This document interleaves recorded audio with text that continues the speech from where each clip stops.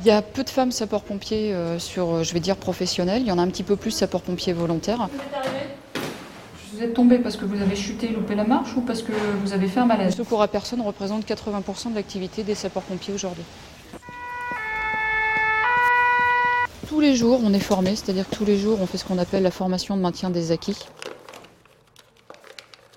Cette formation de maintien des acquis revient sur les différents stages, les différentes manipulations qu'on a pu apprendre ou les différentes formations qu'on a pu avoir.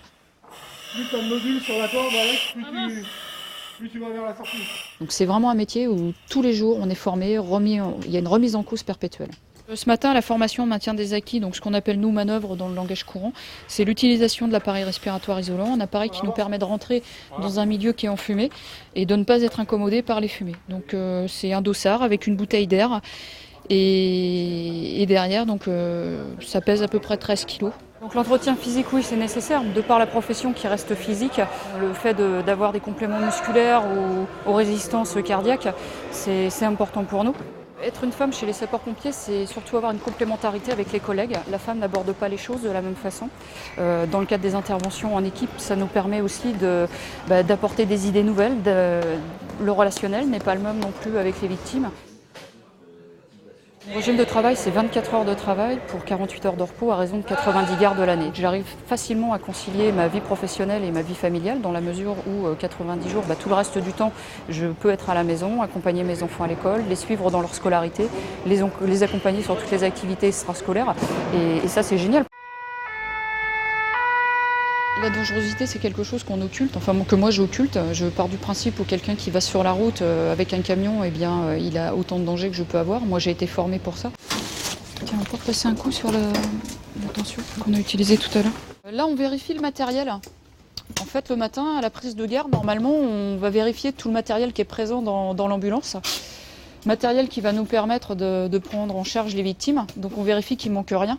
Et s'il manque, on fait le complément. J'ai choisi la CFTC, c'était le moment des élections professionnelles.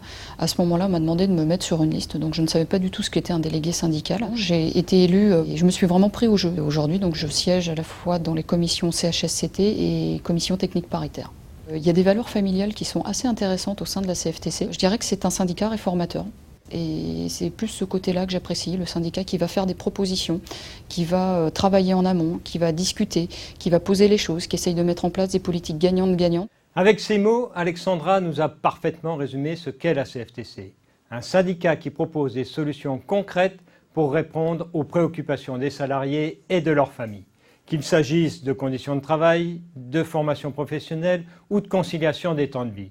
Il est important pour un pompier professionnel qui peut aller jusqu'à se mettre en danger pour sauver la vie des personnes, de pouvoir compter sur un syndicat qui est lui-même à son service, à son écoute. Face à la dangerosité de notre métier, en tant que responsable national d'un syndicat, il me faut impérativement prendre en considération les obligations des collectivités territoriales qui gèrent effectivement la sécurité et la prévoyance des fonctionnaires territoriaux que sont les sapeurs-pompiers professionnels et également les sapeurs-pompiers volontaires.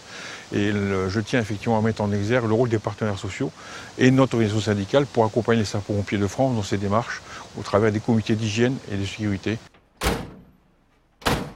J'ai énormément de chance, je suis sur un métier qui est convoité, très peu d'élus pour beaucoup de demandes et j'invite vraiment toutes les femmes qui souhaitent devenir sapeur-pompier à passer par la voie du volontariat comme j'ai pu le faire parce que c'est une expérience formidable et de cette expérience-là, on acquiert un ensemble de connaissances qui parfois découlent au métier de sapeur-pompier professionnel. Donc ce métier convoité, je suis bien contente de l'avoir. La CFTC est bien présente dans toutes les fonctions publiques avec des milliers de militants au service des agents. Le 4 décembre prochain, lors des élections professionnelles dans la fonction publique, si vous aussi vous voulez un syndicat proche des personnes et défenseur de leur dignité, alors votez et faites voter pour les listes CFTC.